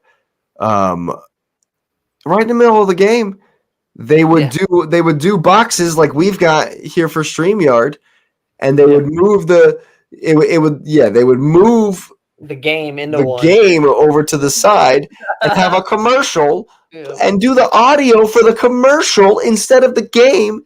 Yep. Come on, man. Like, I could maybe tolerate it if you left the audio on the game, No. but just you guys, come on. This is You're gross. assuming people can read, sir. Yeah, They don't right. assume How anyone dare can you? read. How dare you? They're gonna read. How dare you? I'm telling you though. Mark my words. If this goes out of hand anymore, you're gonna see commercials. Don't put that evil on. Don't put that evil on me, man. I don't want no part of that. Me neither. Curse you, Ricky Bobby. Yeah, that's ridiculous. Yeah, don't you put that evil on me. Yeah, but what's American viewership without commercials, man? We won't stand for that. Yeah, fair enough. Sorry for the flickering. That's my power and my lights flickering. Yeah. Oh, for sure. Yeah. But yeah, definitely an impressive win for West Ham, bouncing back from getting smashed last weekend. Wolves, maybe still a little bit of an enigma team. I expected a bit better, but West Ham were definitely very, very strong on the counter. Big result for them. They also have broken into the top 10. But speaking of teams that are doing things, looking good, the Sean Dyche Derby was a little bit underwhelming as well. Everton, I thought, played very well in this one. Unfortunately for old Vince. Whew. It's been rough. Yeah, man. They've lost 8 games. Tied one win. Haven't won a game at home. The January window can't come soon enough for him, man. Yeah, hopefully he's back. Hopefully they'll give him something. Because it's looking rough. I mean, I keep waiting for the other shoe to drop. Is he not in trouble? Like, is there no pressure at all on that job? I mean, I think they know they're not staying up. Why would you fire him? I mean, I hear you. They know they're not staying up. Who wants to get hired to a team you know is getting relegated? Yeah, it feels that way, doesn't it? Like, who's gonna take that job? Like, yeah, I'll get relegated. I don't care. Like, no one wants that on their resume. Well, it's funny if you look at the Burnley Express. Burnley's defeat to Everton feels like a step back after improved recent form. It's confusing.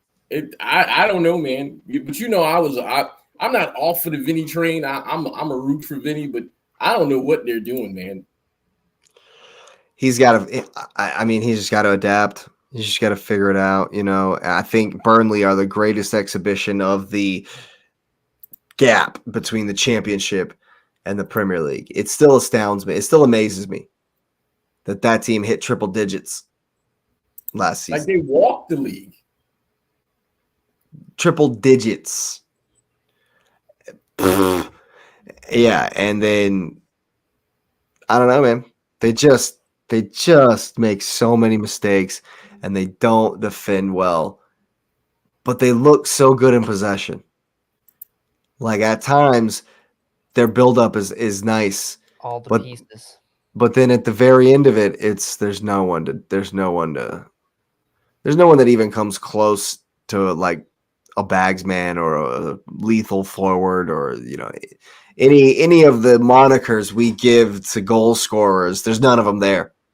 You know, their biggest bright star, you know, going forward is Koleosho. He's like 18, he's like 17 or something. And he just might play for the USA, which would be awesome. But yeah, he's good. One to look out for, one to watch for, but he's nice, not young enough to carry the entire goal scoring threat. And, you know, the progressive attacking style just leaves you wide open at the back. And there are too many teams, too many good individual talents in this league. Mm-hmm. And they're just getting ripped apart. Man. And yeah, I think Jordan Pickford's had another good game. Everton, man, they're looking good. They have not lost since that. I think the deduction was right before the Man U game, but they haven't lost since the Man U game.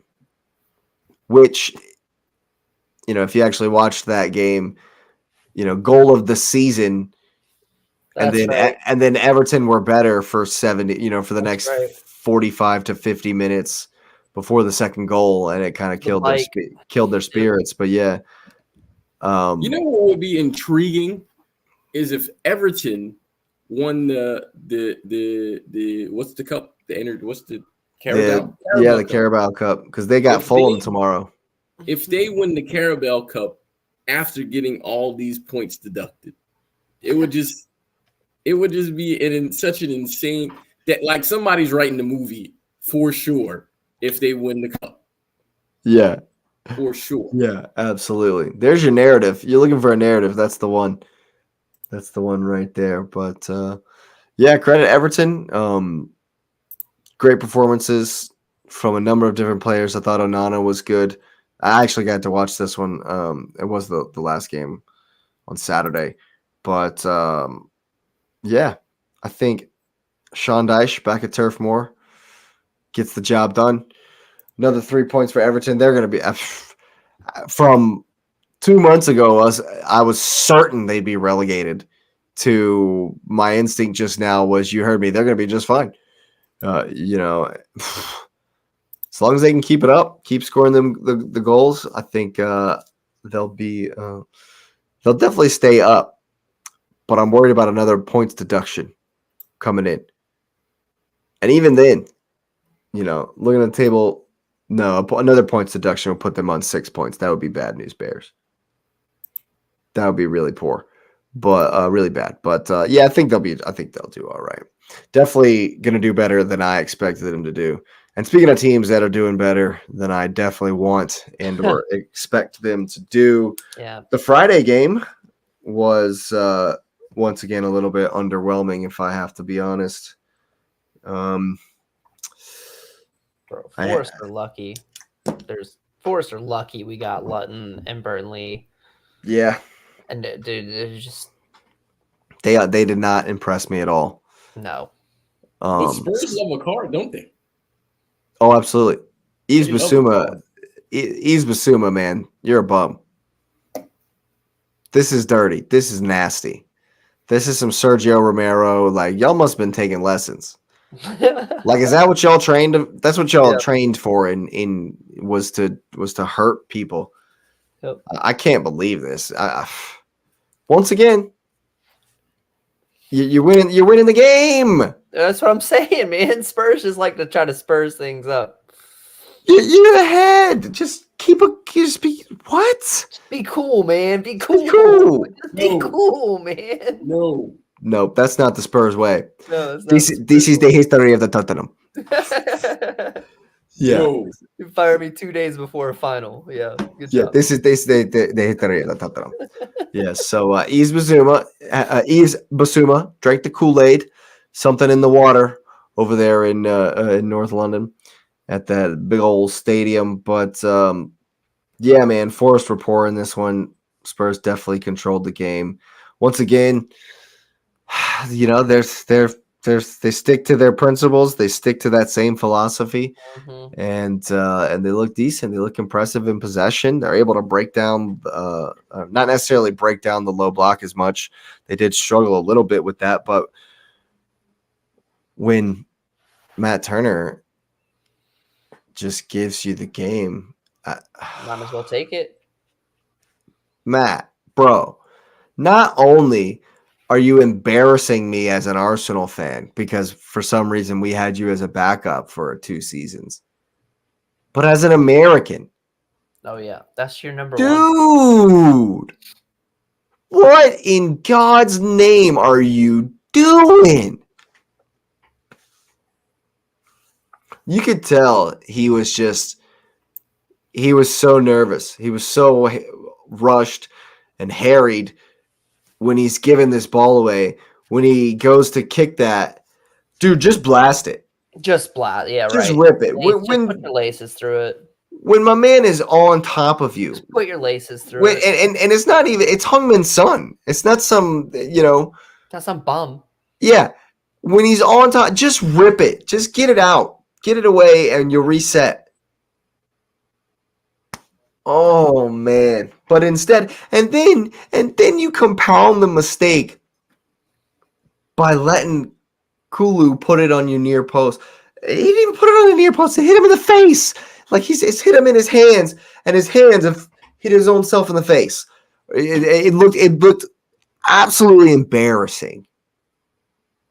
I'm embarrassed as an American. I'm embarrassed that you actually played for Arsenal and had a contract with us, and I'm embarrassed for you, bro. I actually liked you, but this season, Matt Turner has completely just run his own name through the mud with consistently horrible performance after bad performance after bad performance. And I think the only reason he was in the team is because of injuries.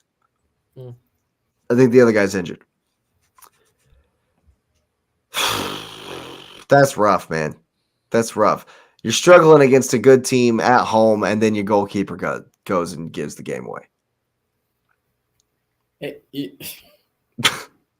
don't even have an answer, man. Man. Yeah. You can probably guess the only reason I have a little bit of an edge about this is it's because it's Spurs. Yeah. They shouldn't be this good. I don't like it. You sound like a hater, sir. Stop being a hater. I'll hate him. As a football fan, I'm definitely impressed. As a fan of the game, I have to applaud what they're doing and what's going on over there. I won't. But when we unclick the tribalism box there for a second, when you click it back on, this is gross. This is disgusting. And Forrest, you should be embarrassed for not being better. Come on. You're at home. You you're gonna get your coach fired. You're at home. You're terrible away from home. You're trash when you're not in your own stadium. You have to at least do something. Just pick up a draw. To the chickens, man. Come on. To the Peacocks. You let Richarlison score on you. You let Richarlison get a tap in. The haters. Some shambolic defending. Some absolute and utter shambles in defense to let him get a tap in. Spurs got it, man. And if you don't, you got to respect them. And I don't know that Forrest, they were just poor, man, in moments, and it cost them mightily. And Spurs, man, they got another injury. Brendan Johnson, I think, is going to be out for a while. And they're just still clicking, still cooking, still moving along. Yves Bissouma will be out for a few games, and so I think that'll affect them. But yeah, I was real disappointed in Forrest, and Steve Cooper definitely under some pressure. Mm-hmm. Definitely under some pressure. But yeah, there you have it. That's all for the reviews. But also, the Champions League draw was today, and I am actually pretty happy with it. I bet both y'all are. What? Yeah. Being honest, I think it's good across the board because it gives you it's inevitable. If the fixtures go as they should, it's inevitable the next round is going to be insane. It's going to be crazy. It's going to be insane for the next one. Yeah, I think that some of the spicier ones, obviously Napoli Barca is going to be going to be epic. Inter Atletico is going to be epic.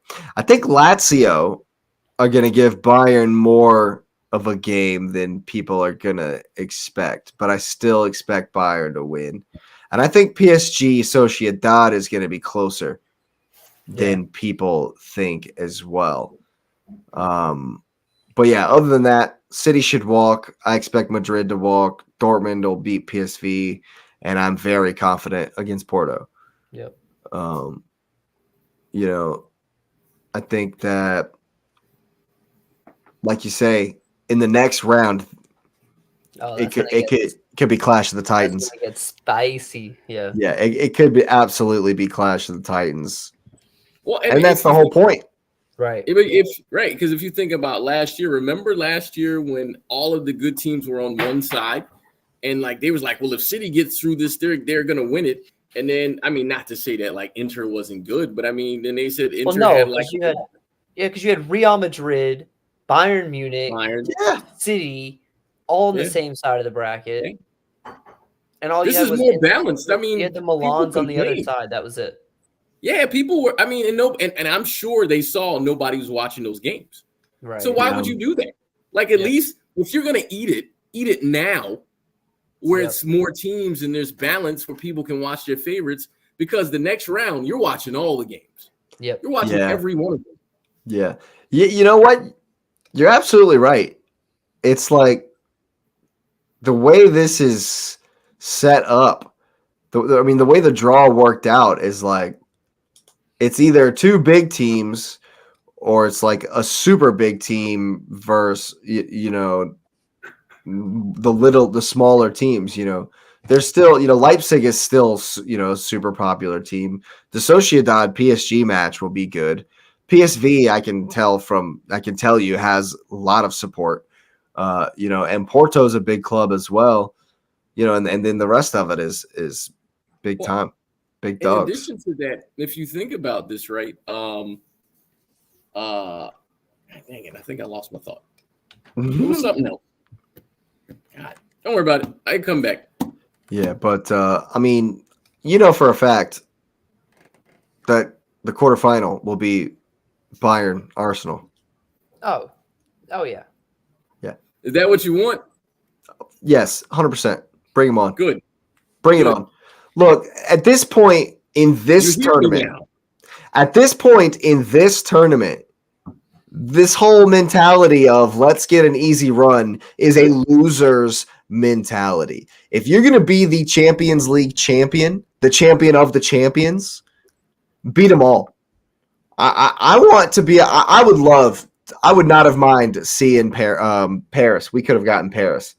I would love to have seen Paris, or we could have gotten Napoli. I would not have minded that at all. I would love to see Arsenal just to wreck Paris and then Madrid and then Bayern and then beat City in the final. God, that would be amazing. But and you know what? It's gonna take half of that probably. Yeah. Oh yeah. Well, yeah, and when you win it, you want to win. You want to win it on an earned. That's why City is kind of sweet. City had to go through the bid. It wasn't like City was the only one on that side of the bracket. It wasn't Man United's Carabao Cup run last season. That's what I was going to say. That's what I was going to say. So you want it earned. So that I understand that sentiment. Like when we won our first one, the theory was whoever beats Barca wins the Champions League. And you did it. We draw in the semifinal just like every other English team for the last 8 years? Barcelona. So, yeah. Like, it's sweeter when you go through, like Jake said, the champions of the true champions of the champions. It's sweeter when you end up with that side. Here's the funny thing. If Man United had done what they were supposed to do, City doesn't get the easy draw. Blame yourself. Because all the people complaining, blame yourself. Because Copenhagen shouldn't have finished there. That's showing you. Yeah. Blame yourself. Yeah. And Newcastle. Yep. I mean, if the Premier League teams had done what they were supposed to do, then you don't see these matchups. That's your fault. Don't blame anybody. And the thing about it is Jake, you remember all last year. I didn't care who City played. Hey, man, I didn't care. Put them in front of us. Let's go. And honestly, And honestly, man, I don't think I've quite passed the line into arrogance, but it's good to be confident. I'm riding high right now, man. Yeah, you should.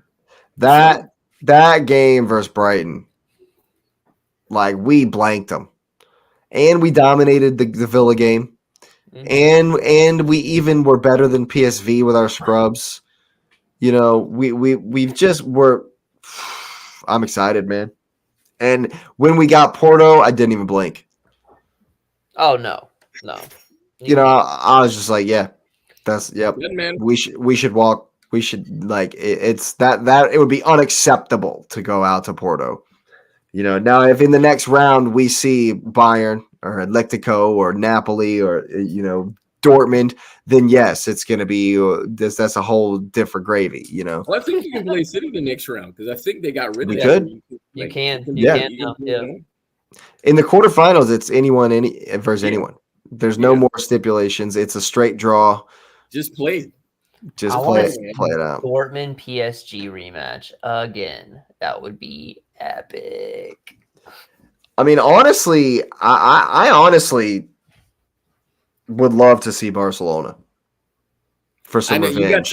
You got some demons you want to exercise on that one, man. I want to see Bayern and I want to see Barcelona because I wish you both of those actually. Yeah, I'm telling you right now, man. I'm telling you right now, man. I do have trauma. I remember the last time we played Bayern in the Champions League. We lost 10-2 over 2 games. We lost 5-1 home and away. I would love to return the favor. And Barcelona will get sacked if that happens. Bro, Barcelona have taken a dump on Arsenal so many times in the Champions League. It's gross.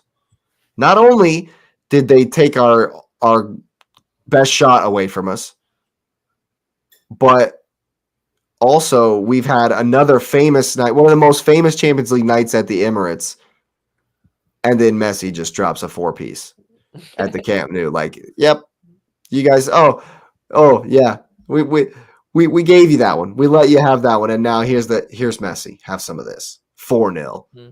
I've got demons, like you say, ghosts that haunt me from Champions Leagues gone by. So yeah, let's exercise that. Bring them on. Bring it all on. And you know what? I would love to see City in the final. Talk about slaying dragons, man. Let's do it. Bring everybody on because that's what this tournament is. Let's see Real Madrid too. We can't see all of them, because we've already got Porto. But you can see 3 of them. We could see 3 of them, and I would love nothing more because and when you look at it, and on paper, the teams that we expect to advance, there isn't a team that is not going to be incredibly difficult in the quarterfinal. Yeah. There isn't one. There's just not. If we have to play Dortmund, it's going to suck. Paris is not going to be fun. I expect we can beat Paris, but that's not going to be fun. Inter or Atletico, not going to be fun. Napoli versus Barca, not going to be fun. The only way where it's like, oh, whoa, is if someone pulls an upset. And we just happen, to get Sociedad. And even if Sociedad beats Paris, that's not going to be easy either, So, the next round, even if we brush aside Porto, the quarterfinals are going to be – it's going to be a nightmare. Oh, it's going to be brutal for everybody. Yeah, it's going to be a nightmare for everyone. To watch. I'm glad we're not in it.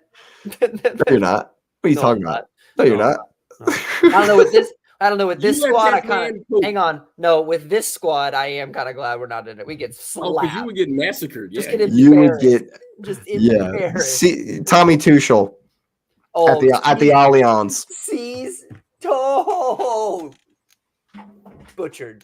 Yeah, it would be. Yeah. Oh, you want to blood? Oh, there will be blood. And honestly, that would be justice for Bayern because we stole a champions from him. I get it. And then that would be justice for Tuchel. Oh, I might just go get I might just be a Bayern fan that night. That might be a Bayern fan that day. Be one of the only times I was against the boys, just because the poetic justice there would be so sweet. Yeah, absolutely. Well, yeah, there you have it. It's both favorable draws for Man City and Arsenal in the Champions League, but it will not get any easier moving forward, and I'm pumped about it. I'm looking forward to it. I like our chances.